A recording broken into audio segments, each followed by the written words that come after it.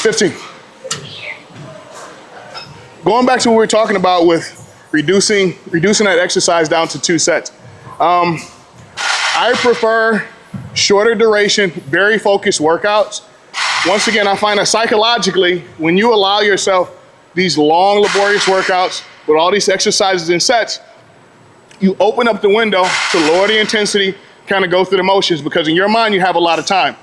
I think of training like a bank robbery, right? If you're gonna go for a bank robbery, are you gonna spend times with the 1s and the 5s?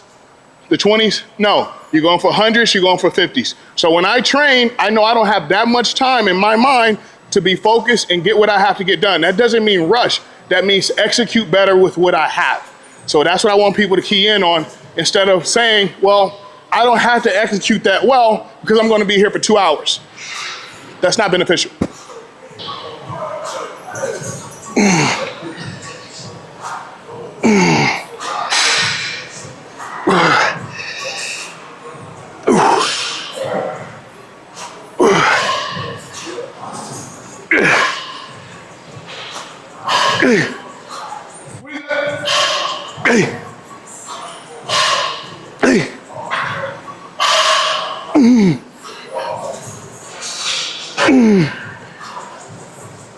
Okay, one more.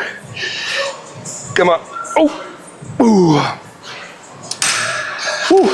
Ron made a pretty good point about bending your elbows when you're in a stretching position. I have a shoulder pain right now, and I know a lot of people would ask me the same thing. I guarantee you, if you bend your elbows and you go back, you're not going to feel that much in shoulder. It reduces all the tension. It's very important, especially when you're a little older, when you get injured, or even if you are not, try to protect yourself. Don't get to a point when you get injured. That's a really good point with bending and then stretching and flexing. Really good point. Whew. Beat.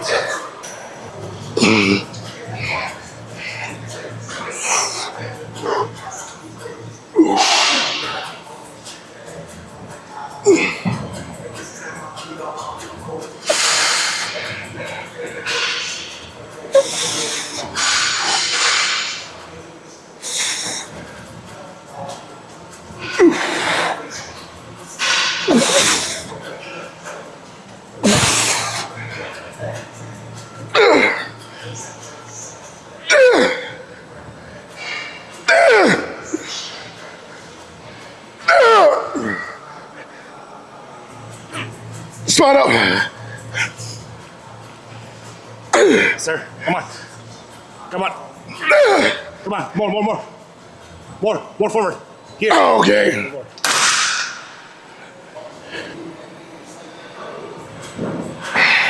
Lean forward, get a good stretch now. There you go.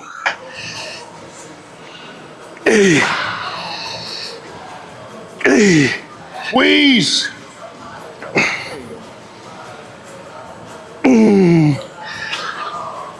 Okay.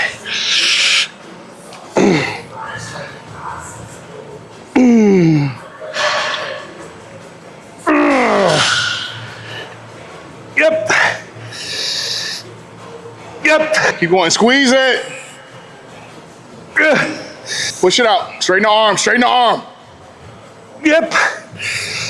Focus on the chest. One more. Two. One more. One more. Good.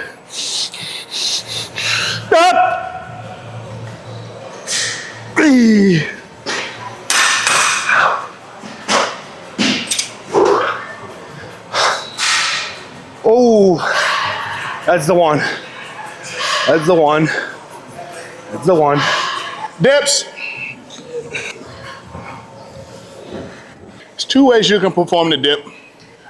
You can lean forward and bias the chest more. You can sit upright and bias the triceps more. I'm gonna start off trying to bias the chest. We're gonna transition now from training chest to triceps, so I think the dip is a good merger of both body parts as we transition. So it's kind of like switching the dog's dog food. You want to mix in some of the old stuff first. So we're going to do that. And we'll see what Alex has left in him.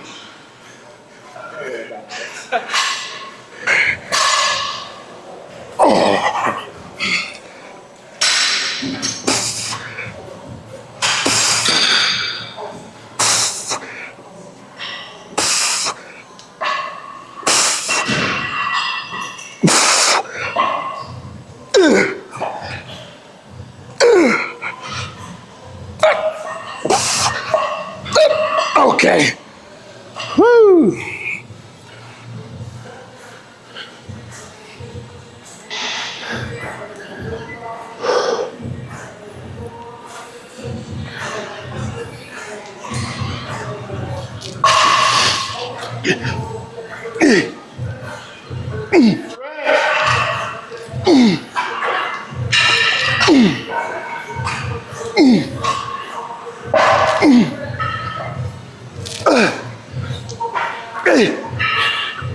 Okay, come on, come on, come on, come on.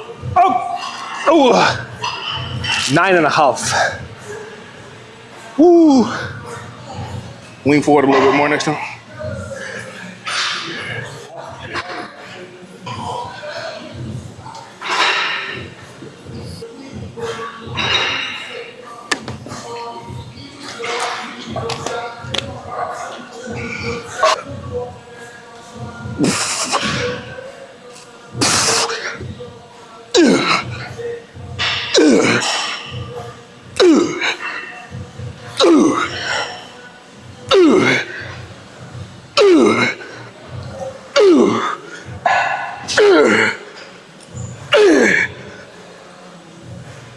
Oh.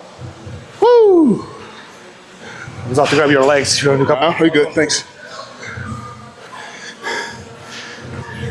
Yeah, it gets really hard to lift yourself, man.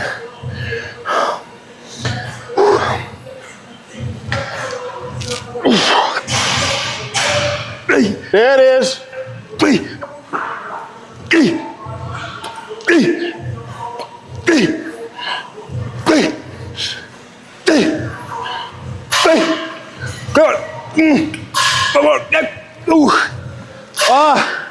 Like, what's your training split?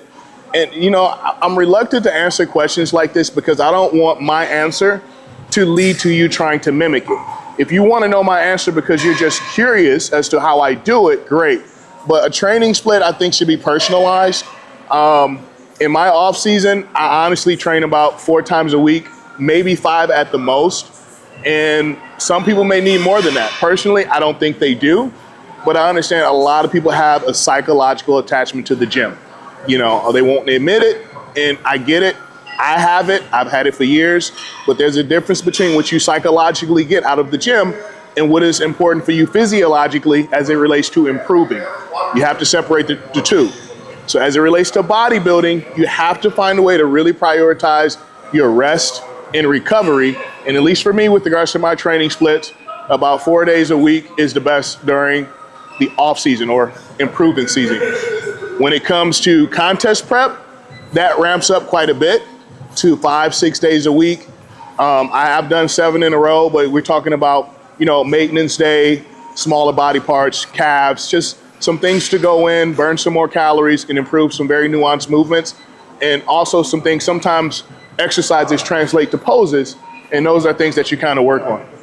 To this point, I actually found out for me, taking a day off after a back day or a leg day worked really good for me. So the same thing like Ron said, you can't train that often trying to get bigger. I was training 5 days, but I would always try to have a days off after legs and after back, as I would really go super hard on it, trying to improve those 2 portions.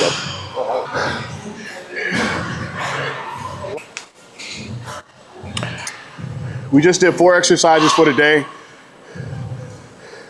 3 for chest, 1 for chest, little tricep.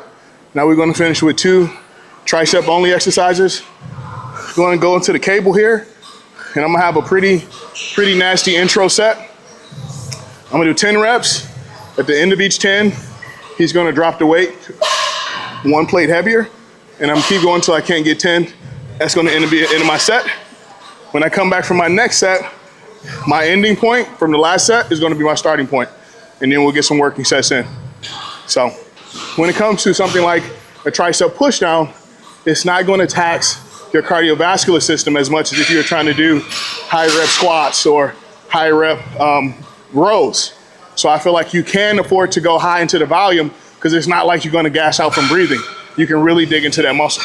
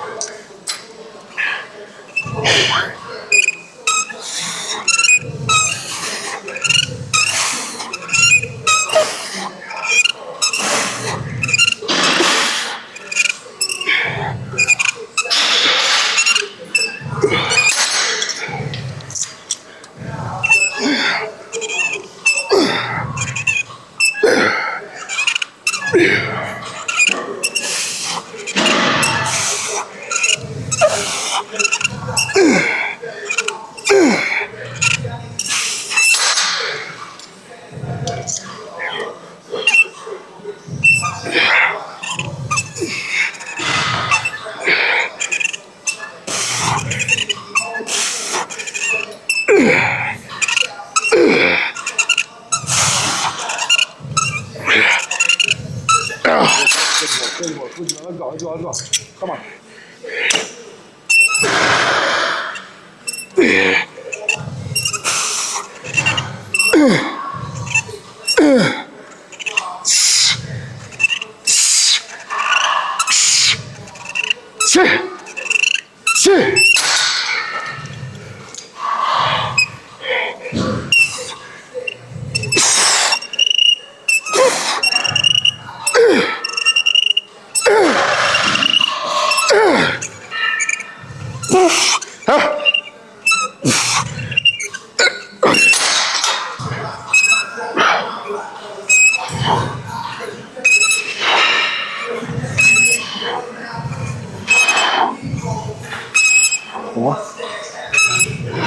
I need you to flex them now.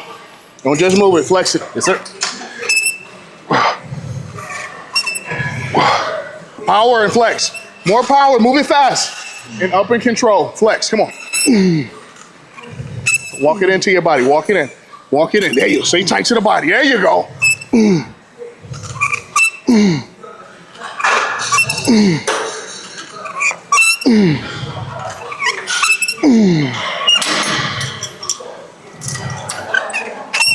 This.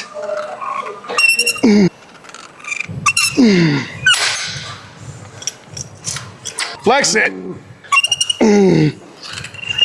Into the body, don't float it. Up in here, come on. Come on, straight up, there you go, that's it. That's how you work the triceps, come on. Flex it. Don't worry about the reps, get the good ones. This is money time, flex it hard.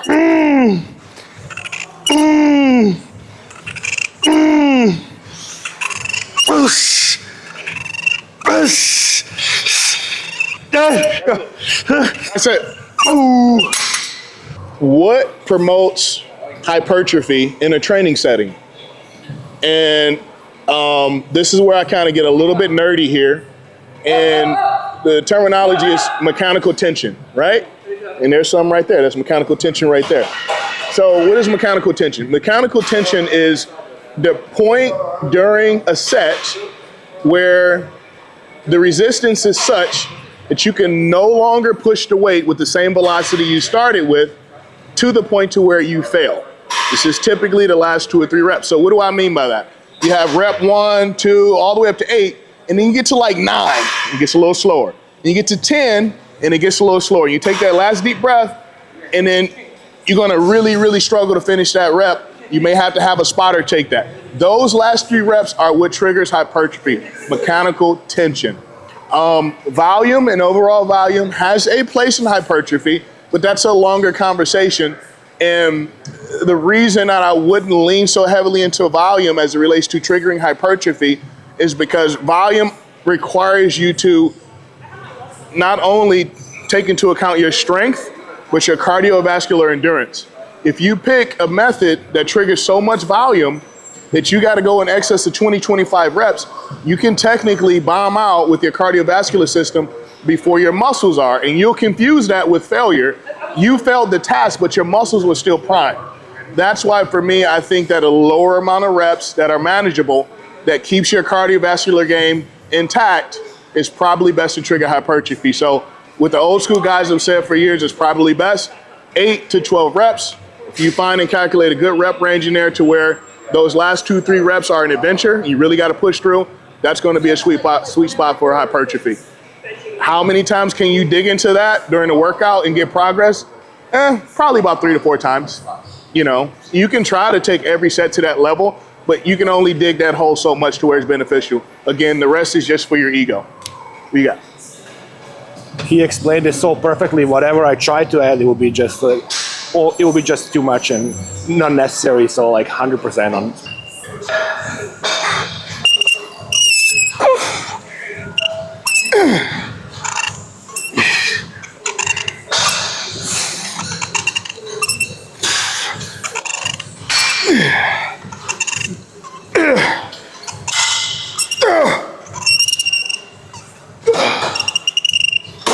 Drop it.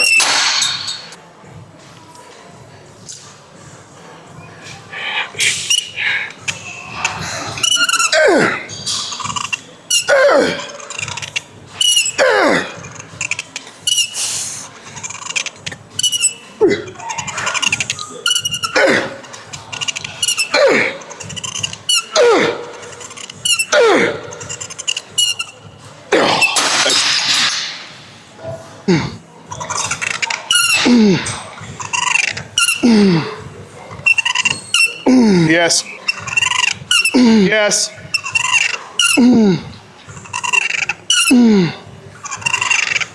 Bring it into the body, into the body.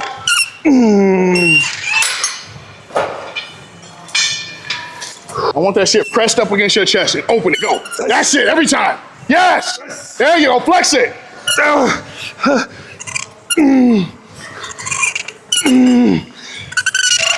There you go, come on. Okay. That's it. That's it.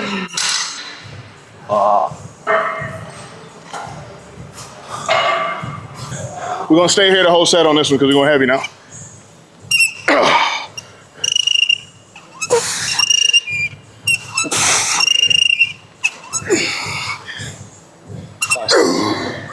Yes. 6, 7. Come on. Come on. Come on. Come on. Come on. Yes. Come on. Come on. Good. Let's go. One more. Go straight down. Don't curve it. Good. Oh, fuck.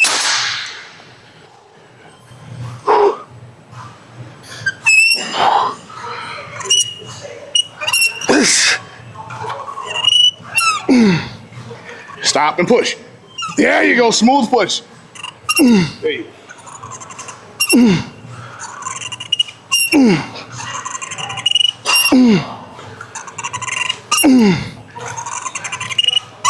Ready? Come on.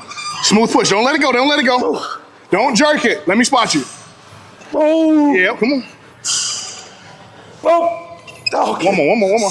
Into the body, into the body. Push, move. Don't jerk it. Oh my God. Oh, I don't have no triceps no more. Woo. Okay. Let's go. I kind of got to psych myself up to train chest and psych myself up to train arms. I think as a bodybuilder, most of us have a natural deficiency early in our career when it comes to our back and our legs. So we tend to dedicate so much intention to them to start to build to get to the level of having a pro and professional physique. And the more you train something, even if in the beginning you really didn't like it, you tend to like it. And the more popular exercises for your typical gym bro, they kind of fall by the wayside. So you don't really get as excited for an arm day or a chest day, although I'm still gonna make it exciting, but they're not my favorite workouts anymore. When I was younger, sure, everybody wants to go in to get an arm pump, but as you get older and you kind of mature in the gym process and realize how small those muscle groups are, it just doesn't get the juices flowing. Like when we're doing incline, a couple of trainings ago, we're doing 3 plates and he does 5. And I'm like, oh, cool, I do 5. Motherfucker goes straight to 2 plates and does like 30 reps, and I'm like, how am I supposed? On 15, I just like. Do you wanna? Hammer skull crusher? Okay, you wanna borrow dumbbells? Or? Dumbbells. What do you want?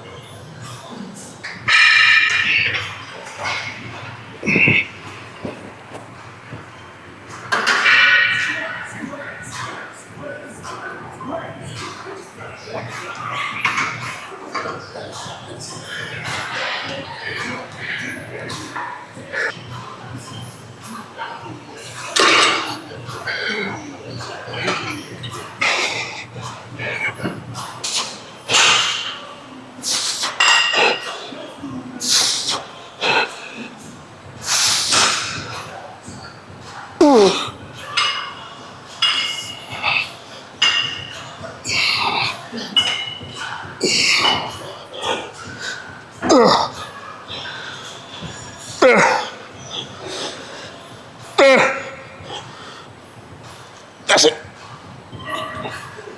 Ooh. Shit.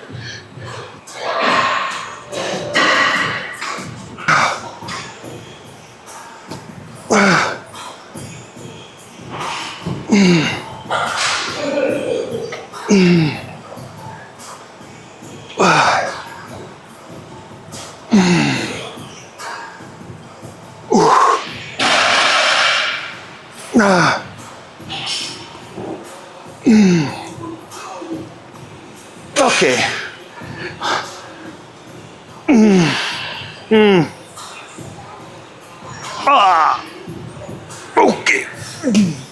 I like to train everything. I don't train cows that often because I have a big house from soccer. So, you know, people always ask me like, hey, how come you never train cows? I'm like, they're too big already, so. Let me touch on that. Never say the word too big in bodybuilding. Stop it. Second thing is, I will say, if I get someone that wants to train with me and I ask them, or want me to train them in the gym, I am pretty biased and I definitely judge them if they don't want to train legs or back first. I look at them a little differently if they want to train chest or they want to train arms, and I put them in a different category. And you definitely gain my respect if you say you want to train quads. So that's just a little thing for me. I think a lot of guys are like that as well. We actually, our first training session was back, and I barely survived, I'm gonna be honest, because I never felt that type of intensity in my life, and I thought I was training hard before that. But then he asked me, so what do you want to train next? I said legs, and he looked at me, he's like, come on, man, be serious. I was like, no, let's do legs. But legs are so much fun with Ron, and by fun, I mean not fun. It's pretty cool training. So, yeah, definitely.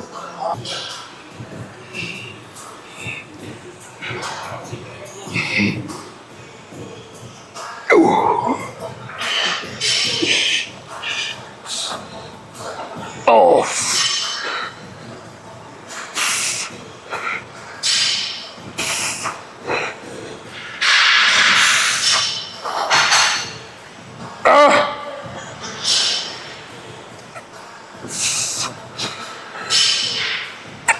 Come on.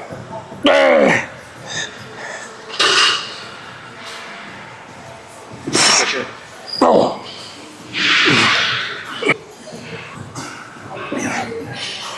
That's it on purpose.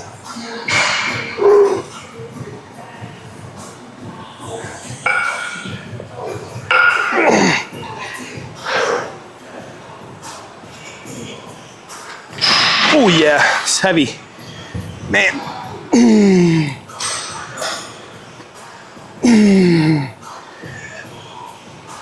Ooh.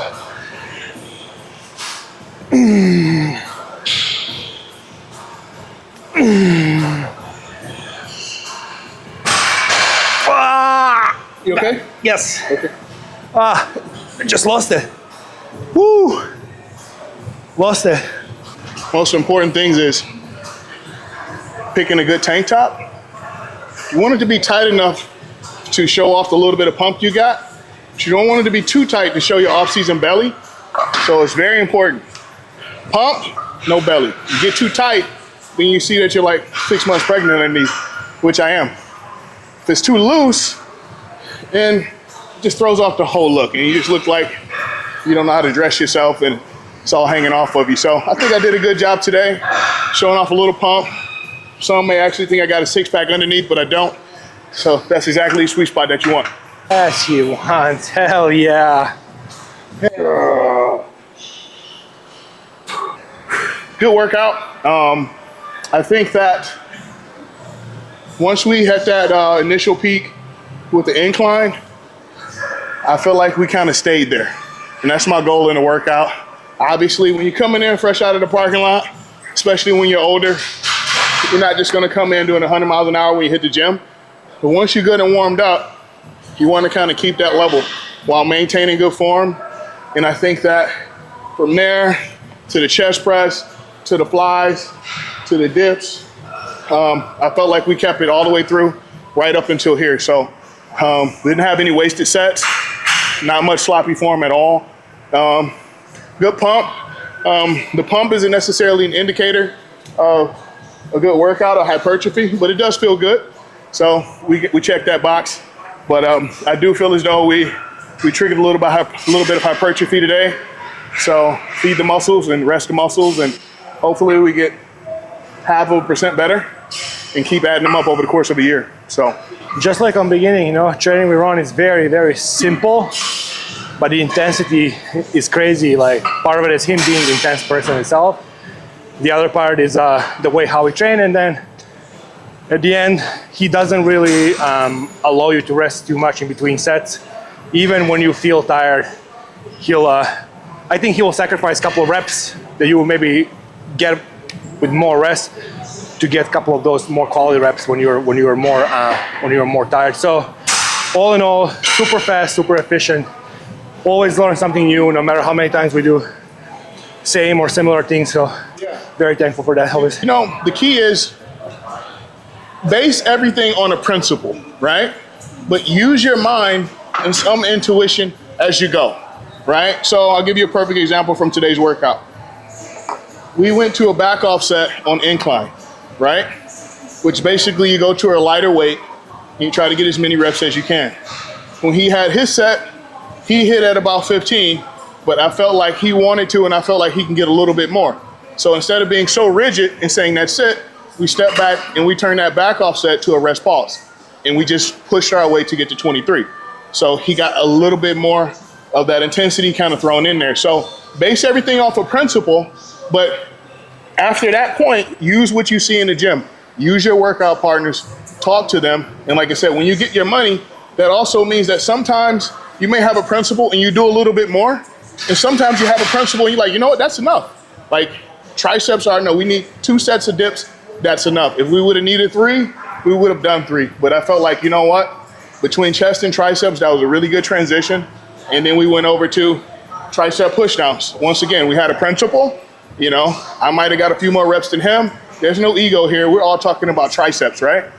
Conceivably, a person can do more than you, but you get more out of it based on the way that you execute the exercise. So you guys got to think about while you're there, you're not there. You're there to be competitive and bring intensity, but along the way, it's all about getting better. As long as he feels like he got better and I feel like I get better, at the end of the day, the inner competitiveness was all worth it, right? So again, great workout. We don't get together and do this enough. A lot of it's because of me. But every time we do it, man, we always say we should do this more often. Same as today. Really good workout and great way to start the week.